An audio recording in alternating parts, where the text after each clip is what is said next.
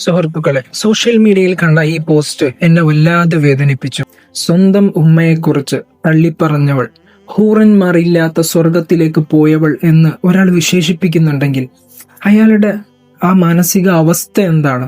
സ്വന്തം മാതാവ് മരിച്ച് അവരെ അടക്കം ചെയ്ത ആ മണ്ണുണങ്ങുന്നതിന് മുമ്പേ അവർ മുറുകെ പിടിച്ച വിശ്വാസത്തെയോ അവരുടെ അന്ത്യയാത്രയൊക്കെയോ പരിഹസിക്കുന്ന ആ മനസ്സിനെ എന്ത് പേരിട്ടാണ് വിളിക്കുന്നത് എനിക്കറിയില്ല. നമുക്ക് ആശയങ്ങളോട് യുദ്ധം ചെയ്യാം. നിങ്ങൾ മതത്തെയോ ദൈവത്തെയോ എന്തിനു വേണമെങ്കിലും ചോദ്യം ചെയ്തോളൂ. പക്ഷെ ഒരു ഉമ്മ ഈ ലോകത്തുനിന്ന് വിട പറയുമ്പോൾ ഒരു മകൻ എന്ന നിലക്ക് ആ ഉമ്മയെ ചേർത്ത് പിടിക്കേണ്ടത് ഏതൊരു മനുഷ്യന്റെയും കടമയാണ്. സ്വന്തം മകനെ തള്ളിപ്പറഞ്ഞവൾ എന്നൊക്കെ ഒരു ഉമ്മാനെ കുറിച്ച് നിങ്ങൾ പറയുന്നു. എന്നാൽ അവരുടെ വിശ്വാസം അത്രക്കും അചഞ്ചലമായിരിക്കാം. പിന്നെ നിങ്ങൾ പറയുന്ന ഈ നിലപാടുകളോട് അവർക്ക് യോജിക്കണമെന്നില്ല. അതവരെ വല്ലാതെ വേദനിപ്പിച്ചിട്ടുണ്ടാവാം. ഹൂറന്മാരില്ലാത്ത സ്വർഗം എന്നൊക്കെ നിങ്ങൾ ആ വിശ്വാസത്തെ കളിയാക്കുന്നുണ്ട്, പരിഹസിക്കുന്നുണ്ട്.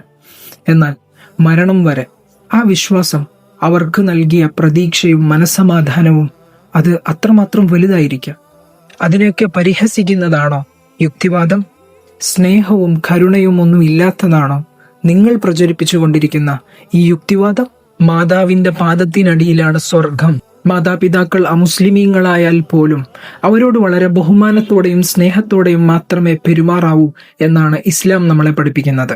സ്വന്തം ഉമ്മയുടെ വിശ്വാസത്തെയും അവരുടെ വികാരത്തെയും മാനിക്കാൻ കഴിയാത്ത നിങ്ങൾ ഈ പ്രചരിപ്പിക്കുന്ന യുക്തിവാദം കൊണ്ട് ഇവിടെ എന്താണ് നേട്ടമുള്ളത്? വളരെ വിനയത്തോടെയും ബഹുമാനത്തോടെയും നിങ്ങളോട് പറയുകയാണ്, നിങ്ങൾ ആശയങ്ങളോട് സംവദിക്കൂ, ആശയങ്ങളോട് യുദ്ധം ചെയ്യൂ. മതത്തെയോ ദൈവത്തെയോ എന്തിനു വേണമെങ്കിലും നിങ്ങൾ ചോദ്യം ചെയ്തോളൂ. പക്ഷെ ആദ്യം നിങ്ങളൊരു മനുഷ്യനാകൂ എന്നാണ് നിങ്ങളോട് പറയാനുള്ളത്.